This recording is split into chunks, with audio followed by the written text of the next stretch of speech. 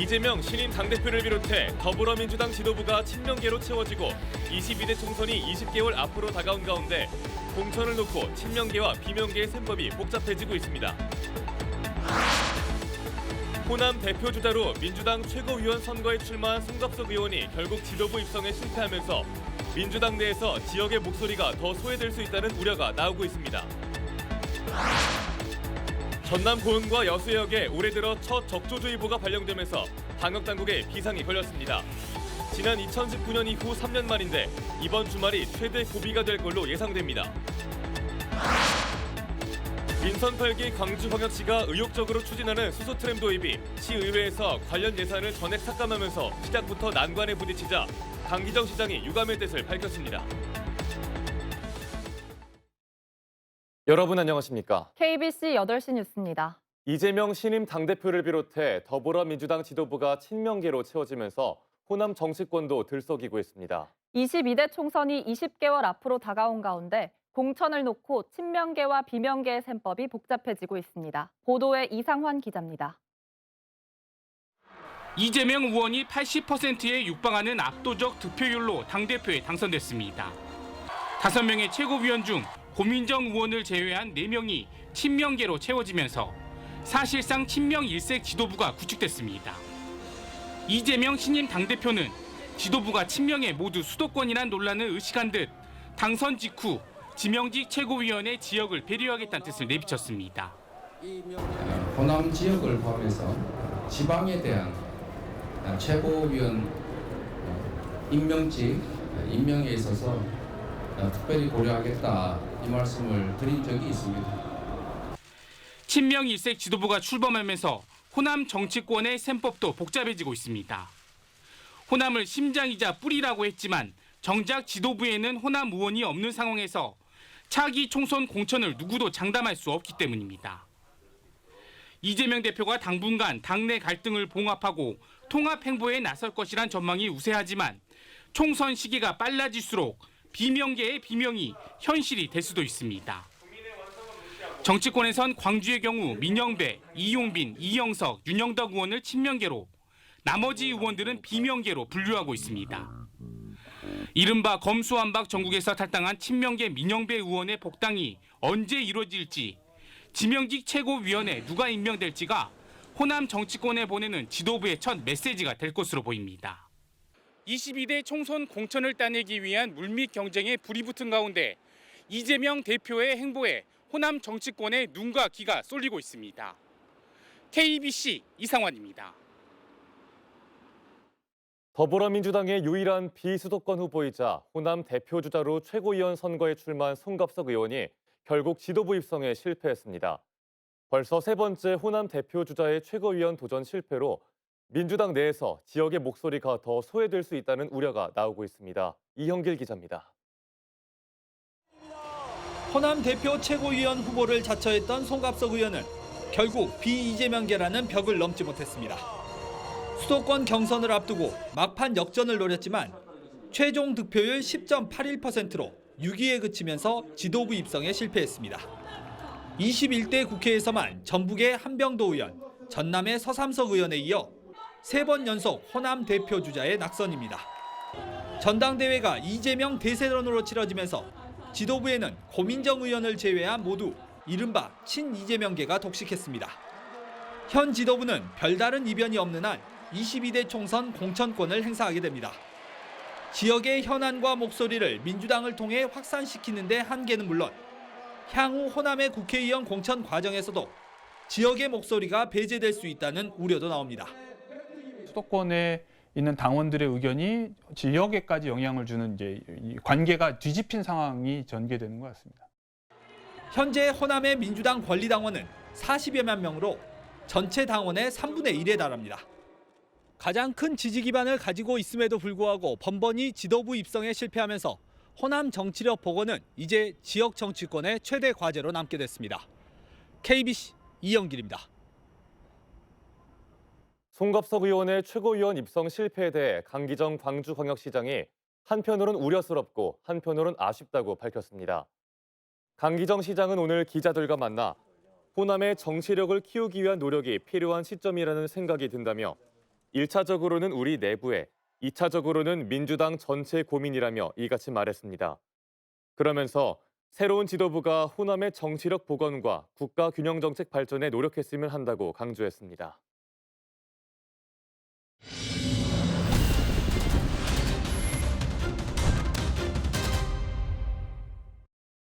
전남 고흥과 여수 해역에 올해 들어 첫 적조주의보가 발령되면서 방역당국에 비상이 걸렸습니다. 우리 해역에 적조특보가 내려진 건 지난 2019년 이후 3년 만인데 이번 주말이 최대 고비가 될 전망입니다. 정지용 기자의 보도입니다. 지난 26일 오후 6시를 기해 고흥 외나로도에서 여수시 돌산도 해역까지 적조주의보가 발령됐습니다.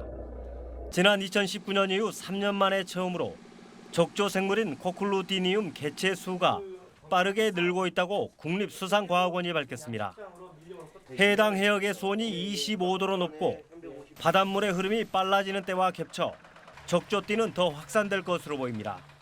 24도, 25도 온도가 앞으로 유지될 그럴 예정입니다. 그래서 올해도 2019년 같이 적조 피해가 좀 발생하지 않겠느냐. 전남도와 지자체는 현장 예찰 활동을 강화하는 등 피해 최소화에 만전을 기하고 있습니다. 적조 상황에 따라 산소 공급량을 늘리고 사료 공급량을 조절하도록 지도하고 있습니다.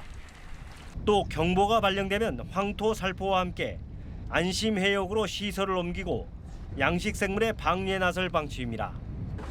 전남도는 피해 발생 여부는 더 지켜봐야 하지만 다음 주가 최대 고비가 될 가능성이 높다고 내다봤습니다. 전남 해역에서는 지난 2019년 적조가 발생해 10개 농가에서 양식 어류 31만 2천 마리가 폐사해 5억 원의 피해가 났습니다. KBC 정주영입니다. 광주 전남의 코로나19 확진자 수가 감소세를 이어가고 있습니다.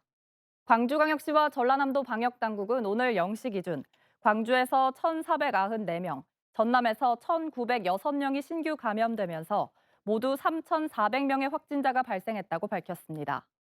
광주 전남에서는 지난 24일부터 확진자 수가 4자릿수로 내려오면서 감소세를 보이고 있습니다. 상대적으로 검사 건수가 줄어드는 주말 기준으로도 지난주와 비교해 2,000명 가까이 줄었습니다. 민선 8기 광주광역시가 의혹적으로 추진했던 수소트램 도입이 시작부터 난관입니다. 광주광역시 의회에서 관련 용역 예산을 전액 삭감한 건데 강기정 광주광역시장은 유감의 뜻을 전했습니다. 정의진 기자입니다.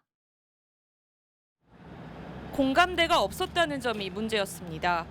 광주시의회는 강기정 시장이 후보 시절부터 거듭 도입 의지를 밝혀온 수소트램 설치에 대한 타당성 조사, 용역 예산을 전액 삭감하면서 공감대가 형성되지 않은 상황에서 용역부터 추진하는 건 온당치 않다. 공약이라고 해서 모든 시민이 동의한다고 생각하면 안 된다고 지적했습니다.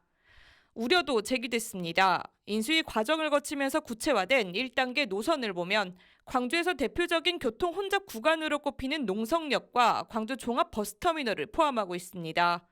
두 구간 모두 하루 교통량만 각각 12만 대, 14만 대가 넘습니다. 최소 2개 이상의 도로를 점유해야 하는 만큼 교통 혼잡이 더 심해지고 교통사고 위험도 커질 수 있다는 목소리였습니다. 대중교통 중심 문화에 대한 시민사회 공감대가 우선돼야 한다는 지적도 나왔습니다. 수요 관리 정책이라고 하는데 그거를 해서 차들은 못 들어오게 하고 대중교통만 들어오게 한 거죠. 시민들과의 소통이 굉장히 중요하죠. 예. 어느 정도의 희생은 감수하겠다는 정도가 합의가 돼야 되는 거죠. 강기정 시장은 시의회의 뜻을 수용하겠다고 밝히면서도 아쉬움을 감추지 못했습니다. 애초에는 용역을 통해서 그런 시민들의 또 전문가들의 의견을 종합하자고 하는 취지의 용역비인데 그 1억을 깎으면서 의견을 들으라고 하니까 이 자체가 모순이다고 저는 생각합니다. 강기정 시장이 미래를 위한 씨앗이라고까지 표현하며 의욕적으로 추진한 트램 사업은 첫 단추조차 꿰지 못한 채 충분한 공론과 공감, 논의를 과제로 남겼습니다. KBC 정의진입니다. 광주광역시가 광주 송정역 증축 사업을 추진하면서 총 사업비를 낮춰 국비를 요청했다는 지적이 제기됐습니다.